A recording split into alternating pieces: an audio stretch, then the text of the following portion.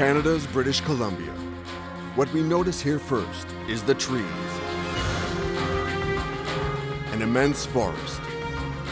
It was written that here men would exploit this wood and that it would be at the heart of their economy and their life. They had to chop the wood down, transport it, and then transform it. It created a whole new type of job. And the ocean is at the heart of this process. To tell the story of the people who lived and sometimes died here, one only needs to follow the path of the logs, from the forest to the factory.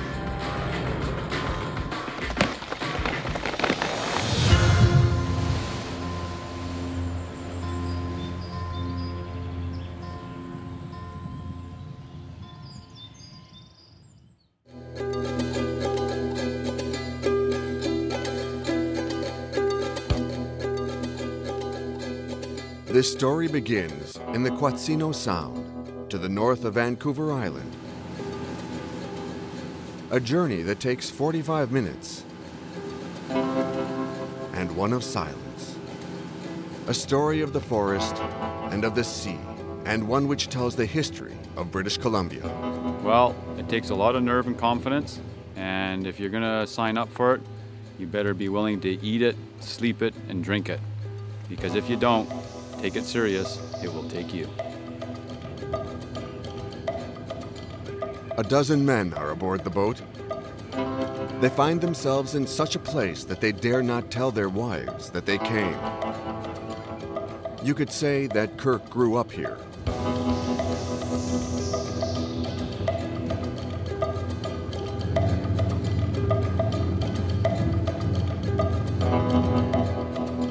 You have to be there 100% all the time, and you better have your game face on, because if you don't, the game's over. It's that simple.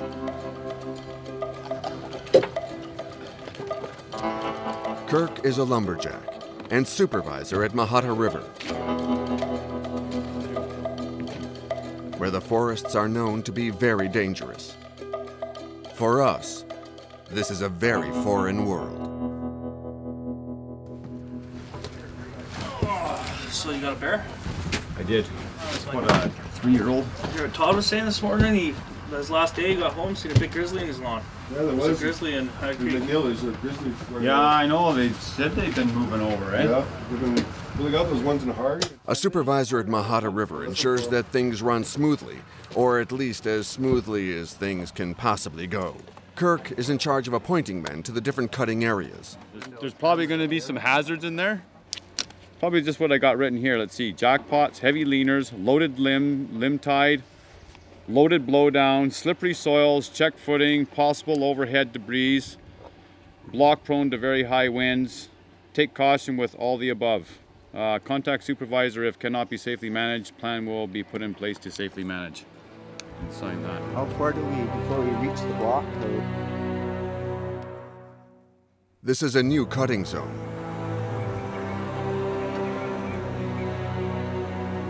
They build a route for the wood, but it will also serve the lumberjacks. The zone is at the top of the hill, which is the worst possible place it could be. See those trees up along that edge way up there? Now those won't be very, what I call, not user-friendly. What happens with those is they could be all rotten around the outside, and as you're starting to fall them and you're starting to let them go, they're very weak up top, right? And they could collapse. So. If Mahata River is so dangerous, it's because the river is on the west coast of Vancouver Island and is sometimes exposed to winds of 200 kilometers an hour coming from the Pacific. The trees split, break, intertwine. It looks like a real battlefield. And this battlefield is also a magnificent primary forest.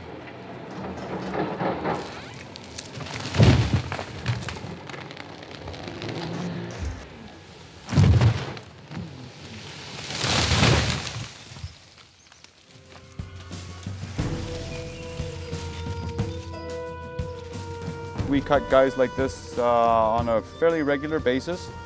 We've had them up to 20 feet across. And they're probably around, those ones there probably be closer to like 1,200 years old, possibly even older. So that's a pretty old tree. But I find them really challenging, and I like them because of that reason. They're challenging. They make me think. They keep me on my toes.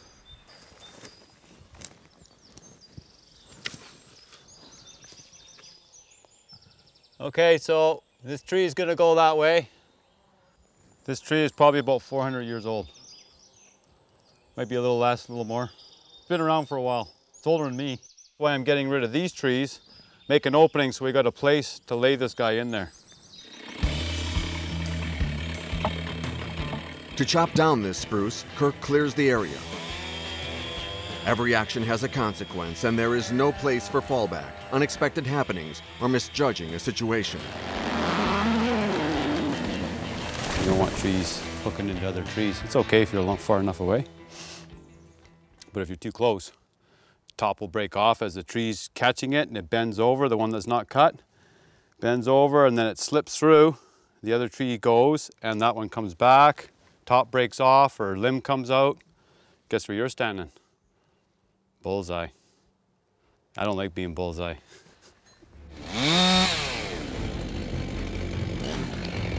In 2005, 43 of British Columbia's 5,000 lumberjacks were killed doing their jobs.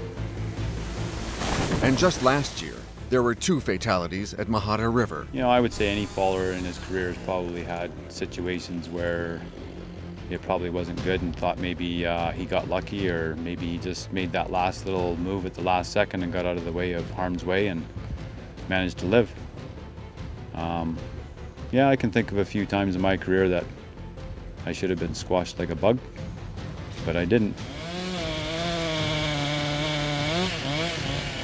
Kirk then goes to work on a huge tree. In a short space of time, half an hour, he will chop down a tree 45 meters high and weighing 40 tons. The Lumberjacks at Mahata River all say that they've had a day when the smallest of movements could have meant the difference between life and death at the moment when the tree comes down.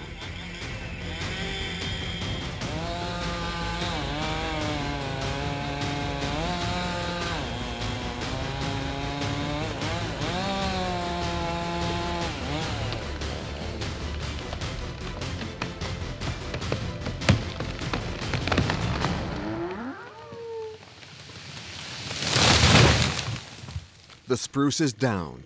Kirk's job is done. In British Columbia, the timber industry employs 120,000 people and generates $11 billion in revenues. Everything begins in these forests here, where we chop down the trees, replant them, and let them grow. And we continue the journey of the tree, which has now become a trunk, also called a log.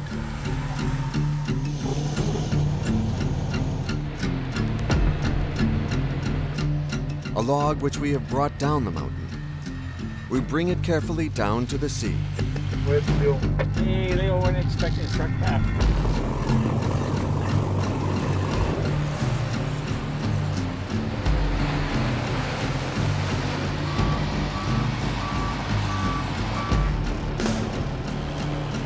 Okay, I'm just in the picking up one to move here and I'll do that.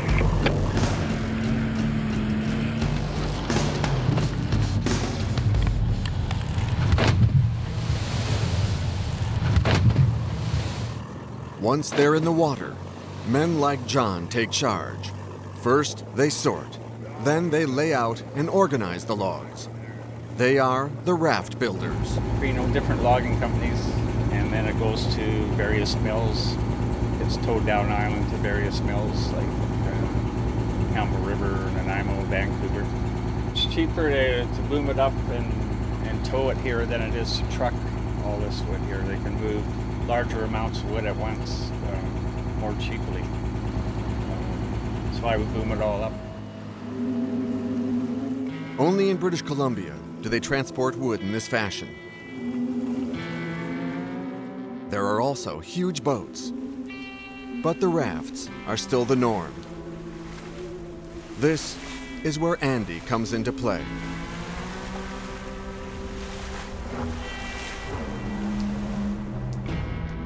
Andy is the young captain of Hecate Strait, a tugboat which has, for the past 40 years, traveled the waters between Vancouver Island and the mainland with thousands of tons of wood attached.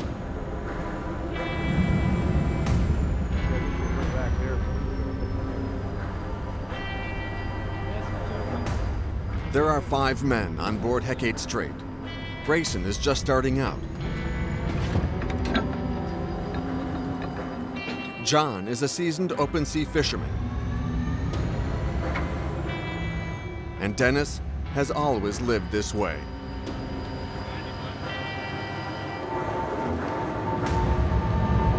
We're underway now. No line, only half out. The tugboat leaves Beaver Cove and heads to the Johnston Straits, losing itself in the maze of islands. It takes 8 days to get to the destination, sometimes 15, as it takes 4 hours by car each day to cover this distance, which follows the coast. The average speed of the convoy is 1.5 knots, nearly 3 kilometers an hour. It's slow, very slow. But they have to pull a raft the size of 6 football fields.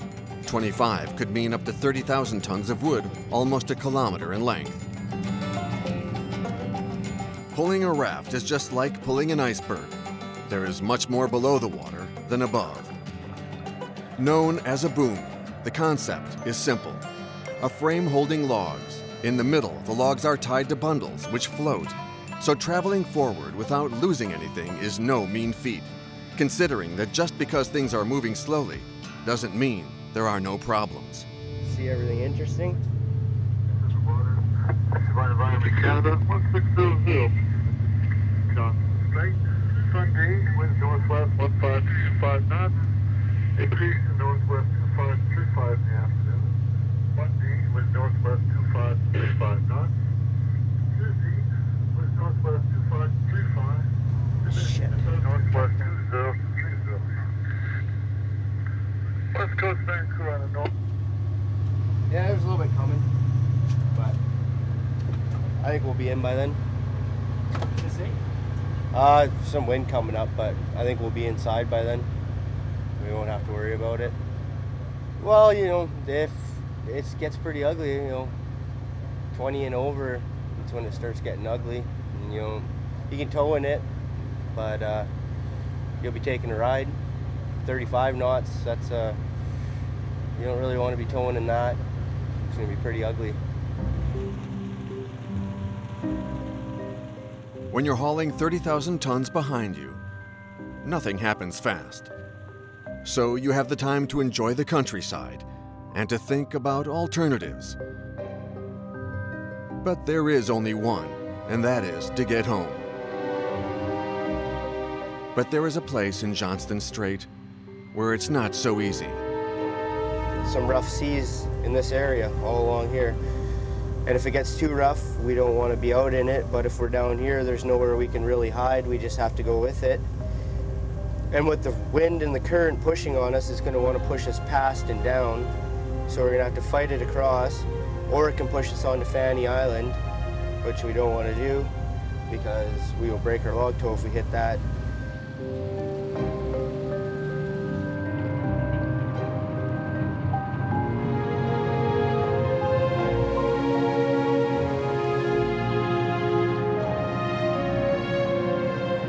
Very big responsibility. Yep, there's a lot of wood back there, a lot of money. It all comes down onto me if I get her there in one piece or not, and yeah, a lot of responsibility.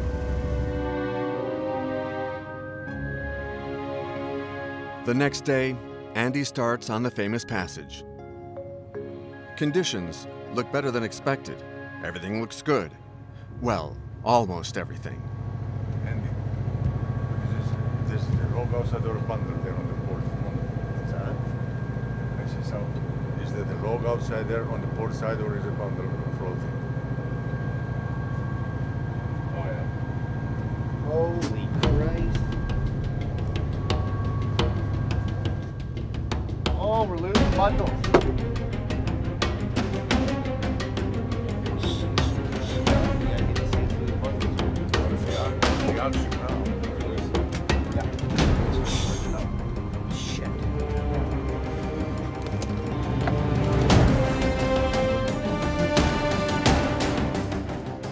Andy has to move fast. It's 9 p.m., and once night has fallen, he won't be able to gather the log dogs. First, he has to fetch the trailer.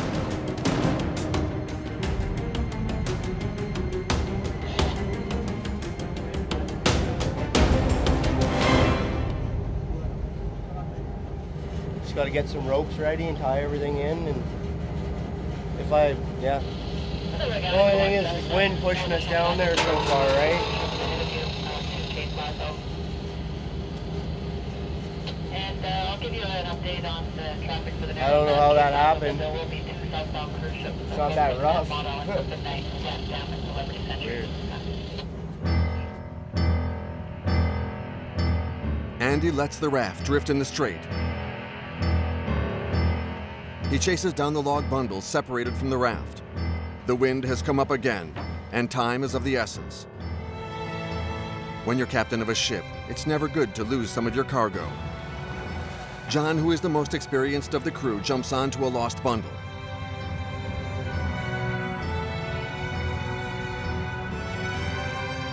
He ties them back together.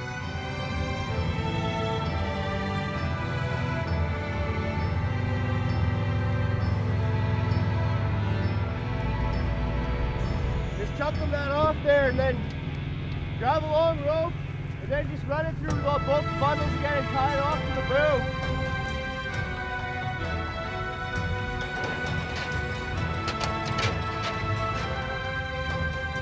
Andy brings the stray log bundles back towards the huge raft, left floating in the middle of the strait.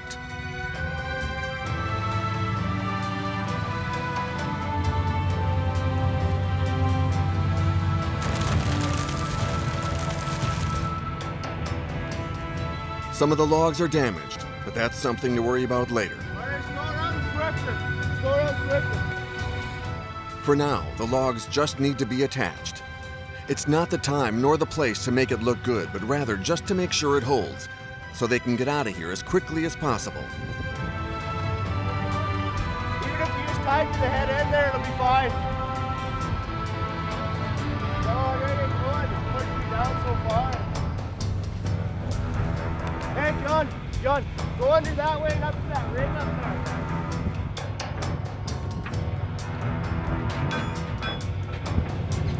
Spirit. How's she going there? Good. Did you guys lose some boomsticks? No, we just had about 3 or 4 bundles pop out there. Got them all collected up and tied on the side of the toe there now. Oh, I see. Okay, yeah, I'm just going past 3 boomsticks strung together here. I thought they might be yours. Did Andy lose a bundle before he noticed what was happening? Do they have their entire cargo? It's hard to say. But if by a stroke of bad luck they are missing a few logs, they may not be completely lost.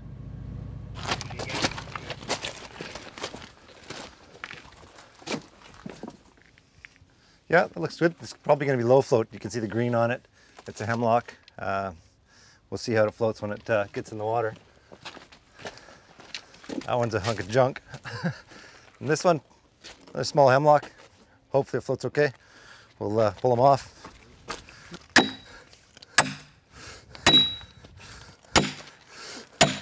Okay.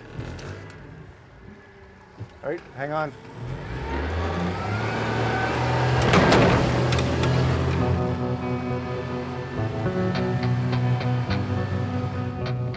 Eric Hammond is a beachcomber, or to be more exact, he's a log salvager.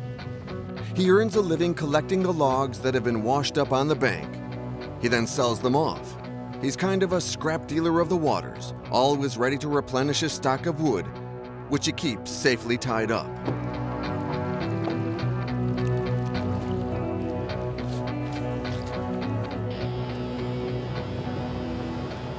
Eric lives in Howe Sound with his wife and 2 children. He's hoping that he'll be able to go looking for logs tonight. Earlier this afternoon, might be swinging around. The westerly is good weather, southeast brings rain. But out there it's kind of exposed to both sides, so you know, ideally 5 to 10 would be good. But it might be workable. I don't know, we'll make the judgment call as we get out there, I guess. But it's not as bad as it could be, so let's promising.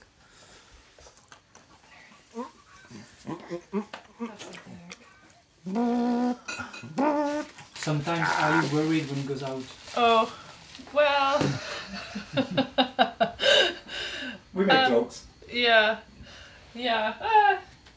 Maybe if he comes home really late or something, but no, I don't worry too much. I'd be worried all the time, I guess.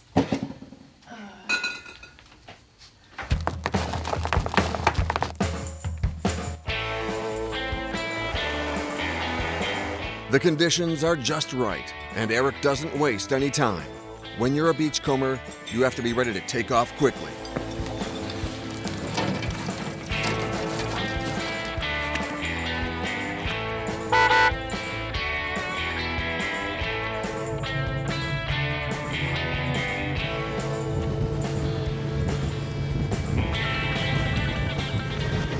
Yeah, the faster I go, the more logs I can get.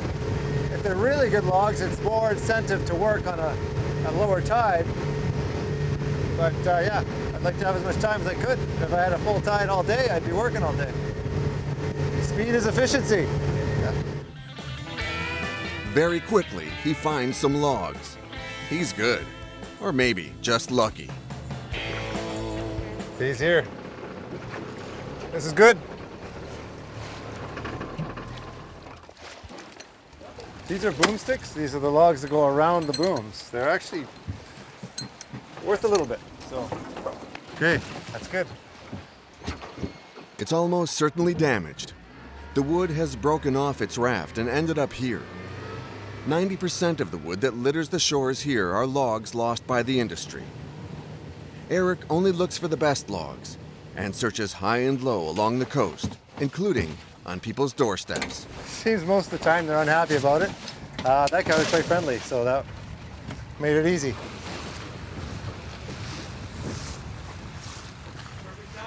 Thanks. Yeah, they think it's their log, or I don't know, they just seem to get angry really easily. They don't understand that I have to pay for a license and this is my job. They don't understand.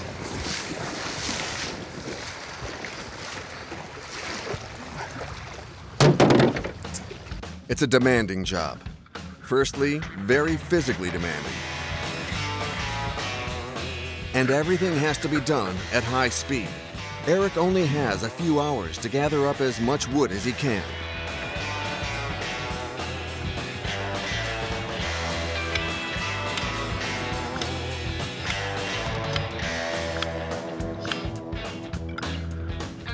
The life of a beachcomber is rather solitary. He works completely alone, which means he has to manage everything alone, the boat and the logs, which can weigh several tons. It's a lot more complicated than it looks, and he's constantly forced to improvise. You never know what you're going to run into out there. In some ways it becomes routine, but some ways not. Like I say, there's always different challenges come up. Yeah, we'll try. It might be. I don't want to leave it if it is.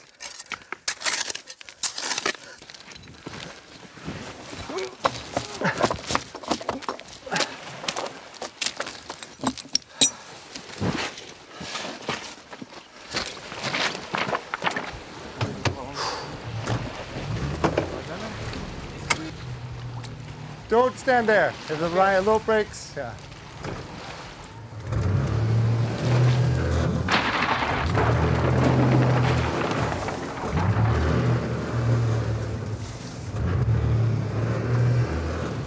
When you're a log salvager, it's all about the small victories. That's getting to be a heavy load. It's good.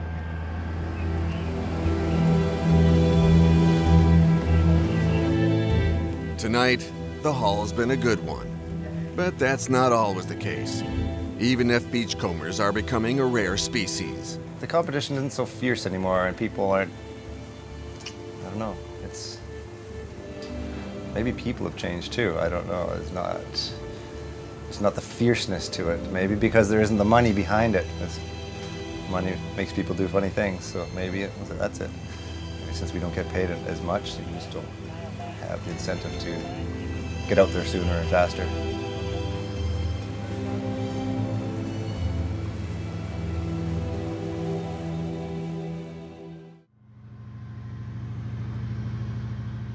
After last night's difficulties, the Hector Strait stops. It's a good time to repair the damaged raft. And here, every time the tugboat passes through, an eagle comes to say hello. Oh, I just fed him some garlic sausage. I don't think he sees it though.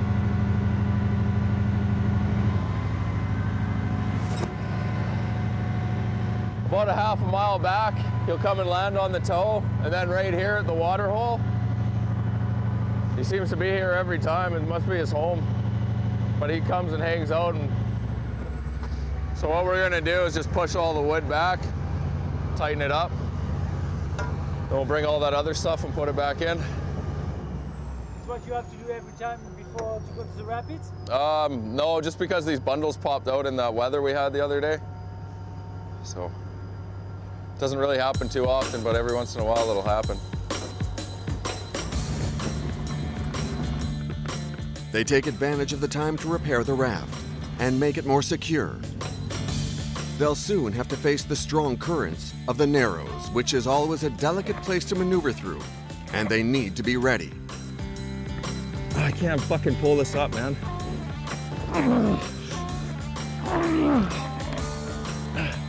Working on the raft is very physical. You gotta go back around the stick, the choke just came undone.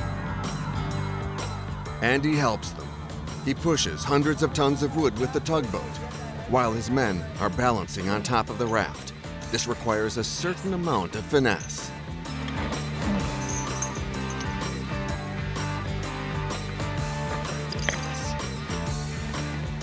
You always gotta be paying attention where they are, make sure they're not in the wrong spot, don't fall in, be very aware. Yeah, it happened to me a long time ago, yeah. I fell in between two log booms coming together there, and I got myself out in time, but it ended up catching my leg, my shin, and I cracked my shin bone. And, yeah, didn't feel too good. 3 hours of very tough work, then a quick break before setting off again with the tide. Come on, Andy, let's go get some fish. Yeah, sure. Oh, yeah. Here's an expert. You have to be a good worker to work on Andy's boat. Even when he's fishing? That's right. He's the boss. He does what he wants. He's done it a long time, so he can do what he wants. Hey, get him stop. Despite his young age, Andy is a demanding captain. But he's also a captain who has what he calls the tug life. The life on board the tugboat. A peaceful life, full of enjoyable experiences. It's called a Lincoln. That one's big enough to keep, so it's dinner.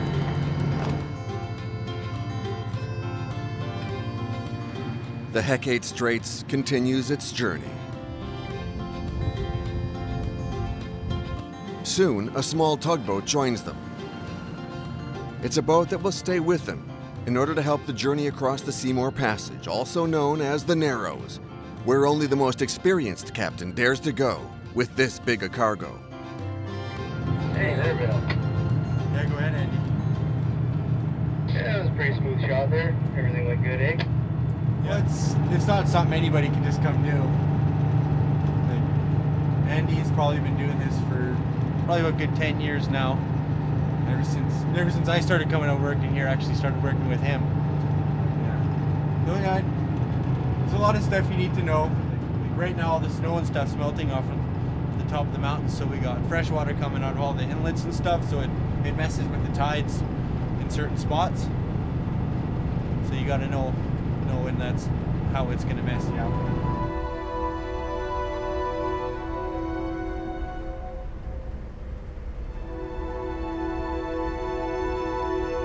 When I first started, You know, the first few times going through the rapids by myself, yeah, it was a little overwhelming, I guess. But you get over it. You know, now that I've done it a lot, you know, there's not too much to worry about now. There's some tides, you know, that'll get you, and you know, they'll give you that little rush you get, but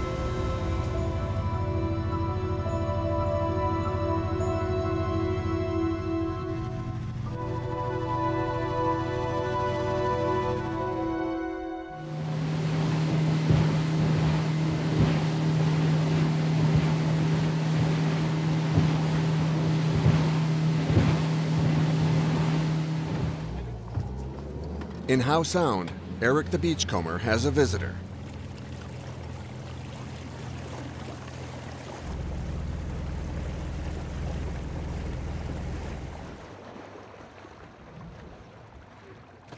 Yeah, just start at that end there. Sure. Sometimes I am disappointed. I think that a log was going to be bigger than it was, but you know, he has the final say. So yeah, anyway, I've got to kind of make sure that he gets them all, so I'll kind of feed them to him as he needs to see them. So. The visitor is a scaler. He assesses the wood, and it is his evaluation that turns the wood into money for Eric when he sells it. The man is independent. He does not directly work for buyers, and thus he is impartial. It's a mix. Some of these high floating logs are a good quality wood. Some of the ones you see that are floating lowly, not so good. So you have to say what kind of wood it is, the Yeah. length and the size, and That's right. The species, the length, the top, the butt diameter, and a grade that's afforded each log, having to do with its value. does this formula it change? I mean, all the time according to the price and of the market. I don't know. Or... That's right. 2 or 3 times a year they do an adjustment of the value of the wood according to the market. For the next few hours, the scaler records each log. Then he gives his verdict. 370 pieces. 215 meters. The assessment isn't great and means less money than Eric expected. I don't know for the price, but there's 370 pieces and 215 meters, so there's definitely less than a meter average per log. So yeah. But then I guess you could say average log, it gets complicated, but I mean, price per meter, say, is 30 bucks.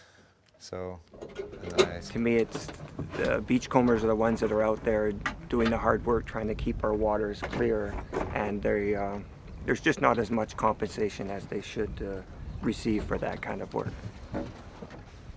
That definitely the system is stacked against the beachcombers, in my estimation, but I probably shouldn't be saying that. Yeah. Eric will make about $6,500 for his lot, which is not a lot, considering the time he spent collecting the wood. He goes home to tell his wife. Yeah, longer than him, yeah. Today was 370 pieces, 215 meters. Pretty small logs. It's better than none. It's out there, at least. Good. Yeah. So being a beachcomber, is it more about a lifestyle? Yeah, good question. Well, I think because there's no question. Like it is a lifestyle, there's just no way because around Eric could probably do different work and make more money doing something else. But he loves doing this. He'll come home some nights and just be beaming because it was perfect. The weather or the logs or something. So he gets excited about it and loves it. Can't really imagine him doing anything else.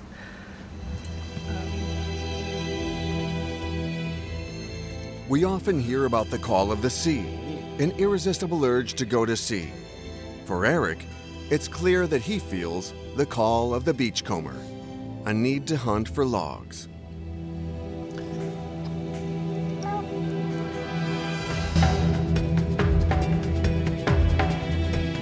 However, lost wood is becoming more of a rarity.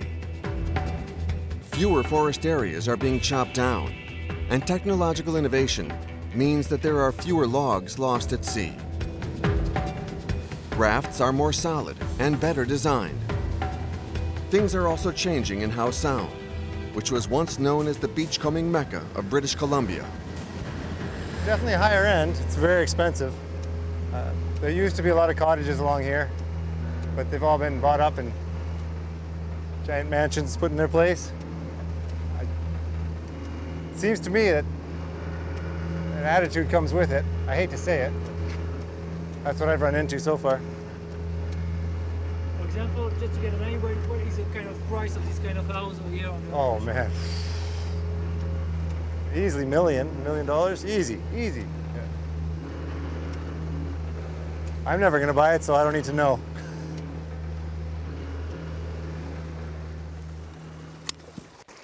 But Eric continues fighting, literally and metaphorically. He doesn't need to go to the gym, as working with the wood is a constant workout.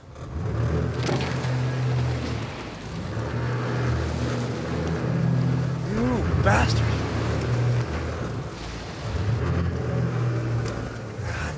I mean, there is a point of diminishing returns of the log isn't worth the time. You might as well continue on to easier logs.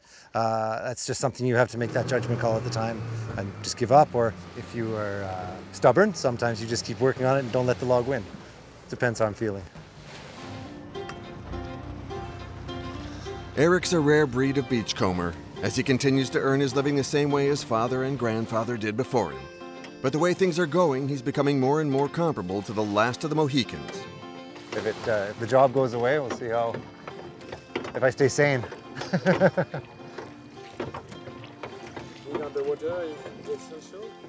I would say so, yeah. I would have to find another job in the water. Preferably working by myself, for myself. I don't know what else is out there that does that.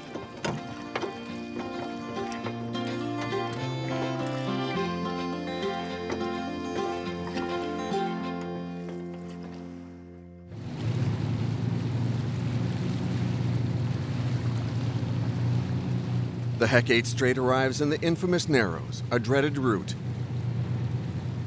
In the Narrows, currents can reach up to 17 knots. Today, they're at 9 knots.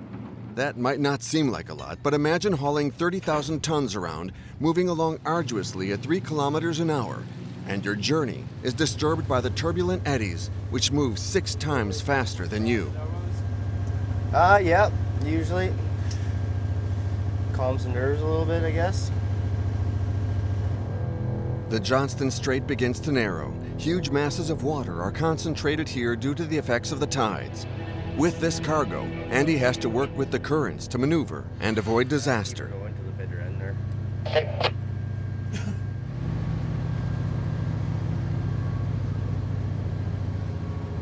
The current is pushing him. The raft is gathering speed. Andy begins his maneuver. Okay.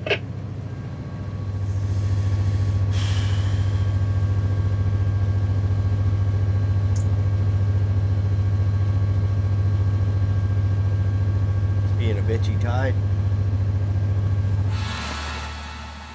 The battle is on. I'm pulling really hard this way, and it's still pushing me really hard down that way right now. So, show you clear in there? Yeah, you betcha. Yeah, really try. Yeah, well, much more. I can't get right off the port bow here. The smaller tugboat, which helps the boat get through the Narrows, comes to help in order to balance things out, or at least to try, given the inertia of the 30,000 tons of wood. This is the moment of truth. On the radar, they're getting dangerously close to the coastline.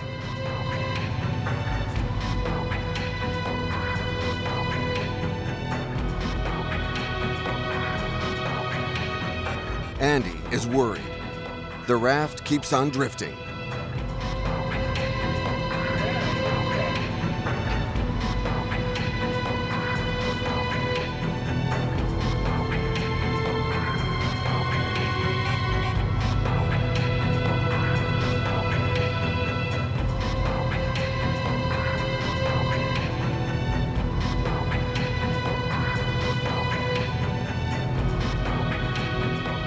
Finally, it gets back on track. The key is to stay in front of your toe at all times. If your toe passes you, then you're in trouble. Yeah, hard part's over.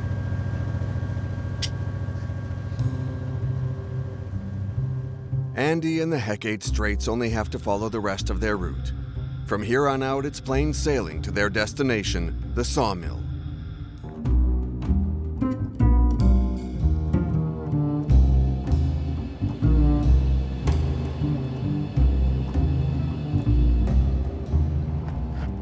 John's next job is to supply a sawmill located on the edge of town. He's done it all before, but today, he doesn't have time to joke around. Today we have a changeover.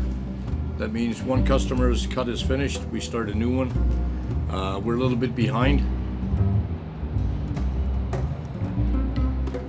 Morning, Charmin. How's it going? Good? Good deal. Pinda is his right-hand man and boss on the water. The morning begins with a rude awakening. Gotta be doing what you know, right, otherwise you can't make it that many logs. Most of the time, you know, you keep go all day long.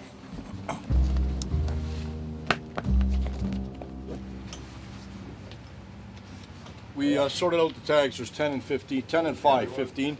Oh yes, yeah. We'll be on time. It's we're always on time, but it's just one of these days. It's a rush. Everybody has to go fast. Yeah, the thing is fell in the water.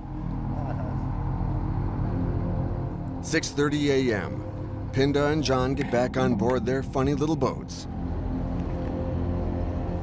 It's a type of boat that you'll only find in British Columbia, a boom boat. A funny name, but they're not here to joke around. It can be dangerous sometimes, you know.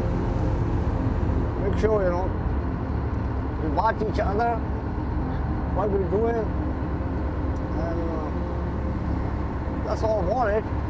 Because we have to watch these guys work in front of me, you know, we don't want to hurt them.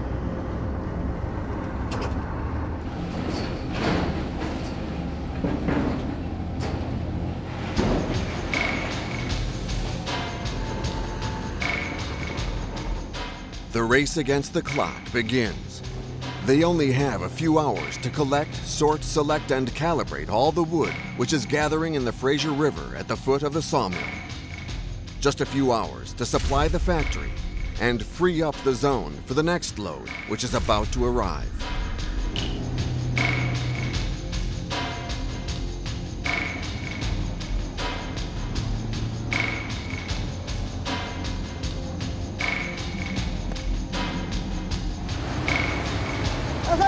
Bundle will be okay. We'll have to carry all over here. Everything is happening on board this boom boat, a sort of maritime bumper car. This log is too big, it'll have to be split.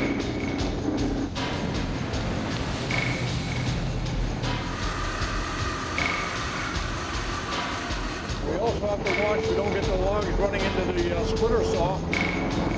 That could cause a major problem.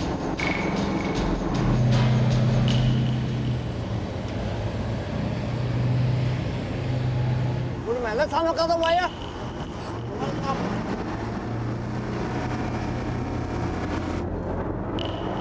So in order to drive these boats, we normally train our people first, you know, cutting bundle wires, pushing logs, and then after about a month, we'll get them in the boats. So it might take 2 or 3 months before they're fully qualified. The job actually is not too difficult, but you certainly have to know what you're doing. Mid-morning, they'll take a break, and they'll take notes on the logs they've treated and those that are left to do. One with 14 bundles? Well, there should be one with 14 bundles and one with 19 bundles. Oh, you mean which boom are we on right now? Yeah, no, we just finished that one, right? We just started this one? Yeah, we're on the 14 bundle, yeah. We're on that one, then... Okay, we're on the 14 bundles? Yeah. Okay, then that's... Yeah, 66. Yeah. Now is the best moment to find out a bit more about them. Because last week we working midnight, Friday, Thursday night. That's why we got a little bit behind. Okay. My family like in third generation here, but I'm born in India. When I was a little kid, my dad died, and he used to be truck driver here. And my brother worked in a sawmill. That's the only thing we know. Now the new category: lawyer, doctor, drug dealers, all kind of other stuff. There used to be quite a few up and down the river, but they've gradually gone away. You know, they've been shipping an awful lot of raw logs from Vancouver Island. You know, ship the logs by freighter overseas. So I mean, they're just taking jobs away from local people. You know, if they want to buy wood, buy the lumber after we process it, and the economy here would start to grow. Because now there are less sawmills than you was. There's a lot less sawmills now in Vancouver itself. They used to be all up and down the river, and no more. We're the last one in Vancouver. The sawmill industry is not flourishing as it once was, but the pace of work here is just as frantic. Just as the new load appears on the horizon, John, Pinda, and the others finally make up for their lost time. For 7 hours, they continuously supply the factory with logs, a factory which operates 24/7, 365 days a year. The logs have survived their long voyage. It's here that the journey will end for a 400-year-old tree which was chopped down by a lumberjack a long way north on the west coast of Vancouver Island. The tree has been transformed into smaller pieces of lumber and will almost certainly end up in another country. 90% of the wood from British Columbia is exported.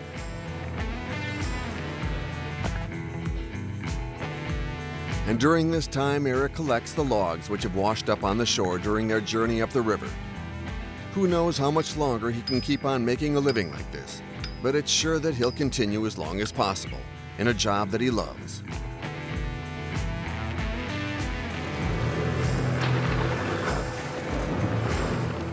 As for Andy, he's taken on a new role. With every voyage, he gets more experienced.